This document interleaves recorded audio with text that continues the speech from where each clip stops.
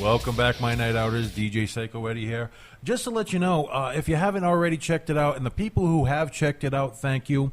Check us out on MyNightOutRI.com. That's your website for all your local entertainment needs, upcoming events. If you want to get some information on there, you can hit us up on MyNightOut Radio at Verizon.net. Also, check us out on Facebook. My Night Out Radio, My Night Out RI. That are two different Facebook pages. Another place I got to bring up. I was out on the motorcycle and I had a little mechanical issue. We'll call it that. And I had to stop in Connecticut. Do you know what's in Connecticut besides trees? Yeah, someone with a banjo, a lot of trees, and a few motorcycle shops. Luckily, near the motorcycle shop I had to stop at, there was a place called Raging Taco. It sounds bizarre. It's not, tree taco shop. It doesn't sound normal, but the food there, I got to say, it was out of this world. It's a little weird to go, the rednecks out in Connecticut with the traditional Mexican garb that you would see at a cantina, but the food, I did have tacos, I had empanadas, both of them are very good. They're on Route 12 is the best I can tell you, somewhere between Plainfield and Central Village, Connecticut. If you find it from there, definitely email us back at MyNightOutRadio, all one word, at Verizon.net. Another thing, if you have a recommendation for us, if you want us to check out your restaurant, or there's a restaurant that you go to that you think we should be at, definitely hit us up, MyNightOutRadio at Verizon.net. I've said that about 3 or 4 times by now. And I got to say, speaking of MyNightOutRI.com, a guest you had a few weeks ago, I really got to tip the hat to the people at Tasting New England. It is a fantastic website. I don't know how to cook, but there's a bunch of great recipes up there, and they are really on track to becoming another Yelp. Since you had them in, I've been going on that website on the regular for food stuff. Oh, I've checked them out quite a bit. That was Mike and Marianne from Tasting New England. They're based out of East Providence. They are literally traveling all over New England, not unlike myself. The only difference is I try to keep closer to home, Rhode Island, just parts of Connecticut. They have reviews all the way out to Maine, all the New England states, and they were fun people to talk to while they were here. Rachel's just coming back now, not to embarrass anybody. I was getting this guy's number. That happens in West Warwick. If it was the guy by the dumpster, his name is Pookie. Don't call the number. That's the police station. So, Rachel, yes. I got to ask now that you're here. Okay, I listened to you earlier on Tony's show while I was on my way in. Oh yeah.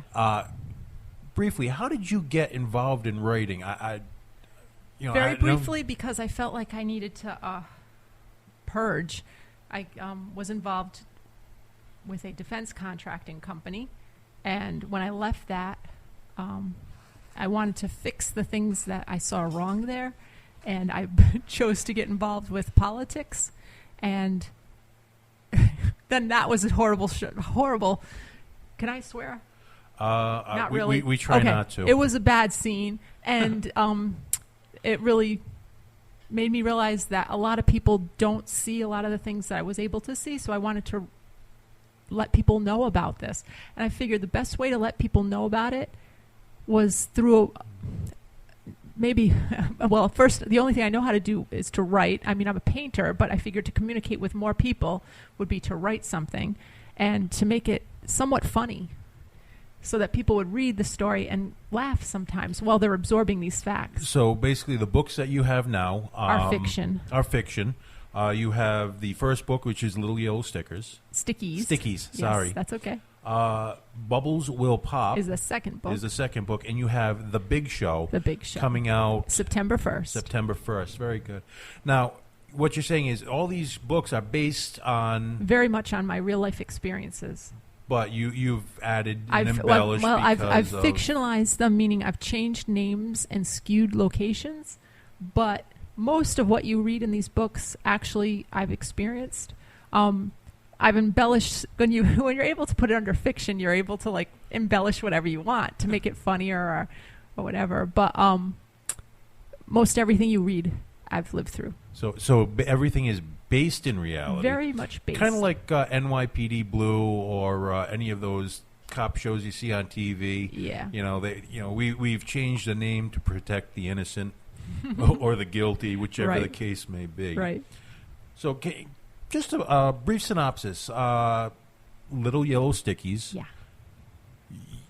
Your character got a job because she knew how to email. That's right. How to use email. Which, in this day and age, your average second grader the kid in the embryo stage knows how to use email. Already got an iPhone. No, I know. It was most of the people at that location were getting ready for retirement, and they just didn't latch on to the whole email thing at all. They were used to writing things out or doing memos and logging them into logbooks. And I noticed when I worked there that everybody had a computer on their desk. And finally I just said, why don't you guys just press forward? And they go, what does that mean? I said, you just press forward. Just forward to that guy in the next office. So finally doing my job 3 times a day of walking around and making photocopies of everybody's emails and distributing them to everybody and logging it in the logbook, I finally said, this is crazy. And I made myself available to the CEO of the company, and I put together an actual plan, like a written plan, to show him how much he would save in paper costs and toner costs and all. And he was like, the toner costs are what blew him away. He was like, yeah, we make her in charge of marketing communications. So next thing you know, I was in charge of communications for that one division. And because it was part of a giant defense conglomerate, they kept buying other agencies, other divisions.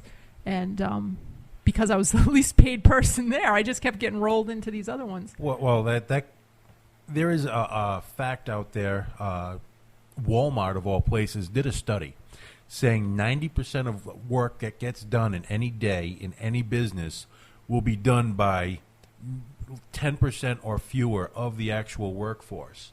So you were the 10% or fewer, or your character also was.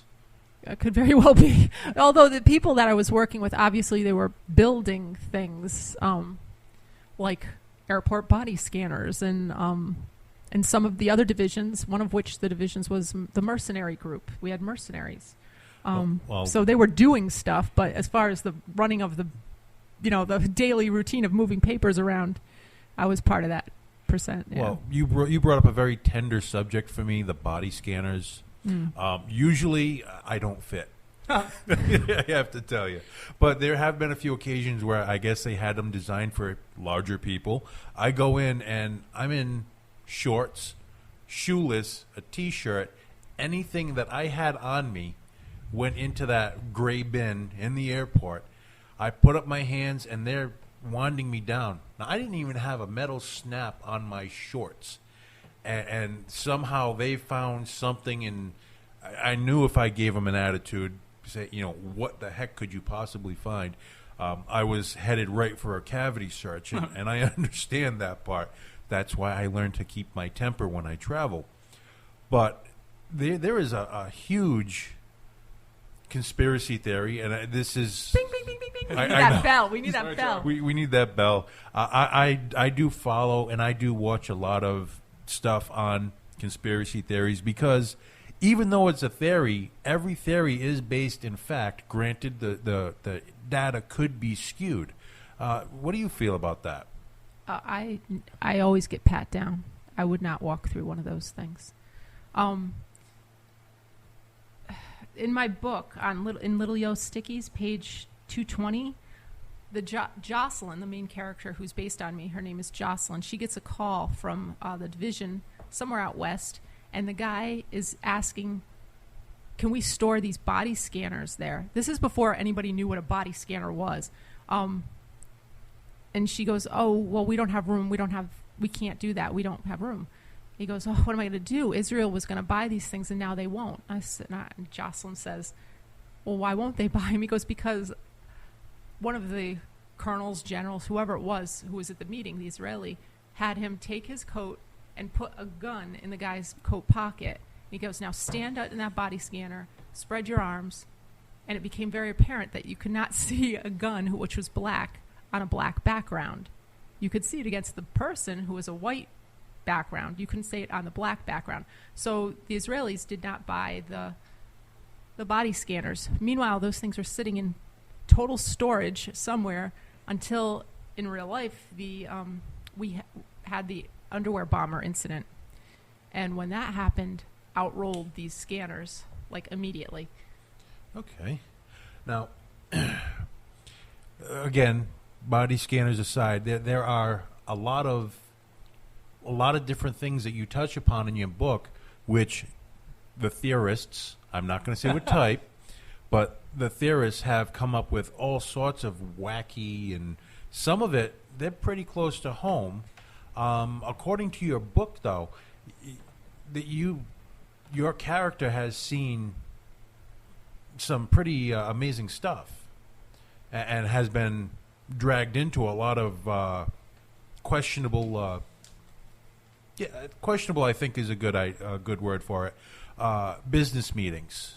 You want to touch upon a few of those, or? Okay. Of course, this is all in the book. Well, in the book, there's a chapter, which is chapter 12, which comes before chapter 13. Chapter 12 is when Jocelyn gets roped into going to this marketing director's meeting, and it's the 1 year later after September 11th, and it's in Virginia, and it's in a hotel, and it's all the division's marketing directors are there. And there's about 60 some odd divisions. So it's a big, big room at this hotel banquet area. And she's kind of out of place because her boss is supposed to be there, and the boss doesn't want to go for whatever reason. She's there trying to take copious notes for him. And the general who's speaking from the Pentagon, he's listing off all these countries that the U.S. is going to be invading. And Jocelyn, of course, is kind of blown out by this, and she's writing it all down. She can't understand what we'd be doing in Libya or, these places which currently we see it happening right now. And put it this way, I still have that notebook from that meeting. She, in the book, still has the notebook from that meeting? No, me, the author. I still have the notebook from that meeting, but the meeting is in that book. So, of course, fictionalized. Fictionalized, meaning her name's changed and everybody else's name is changed. But yeah, that was interesting. And when she left, and of course, they had to leave that meeting because there was a fire alarm in the middle of it. And that's when Jocelyn notices that every single hotel on that street is being evacuated. And all these alarms are going off. It's the 1 year anniversary of September 11th, and they're all staring at the Pentagon. And it was shattering because you really were scared that it was going to happen again, that something was up. And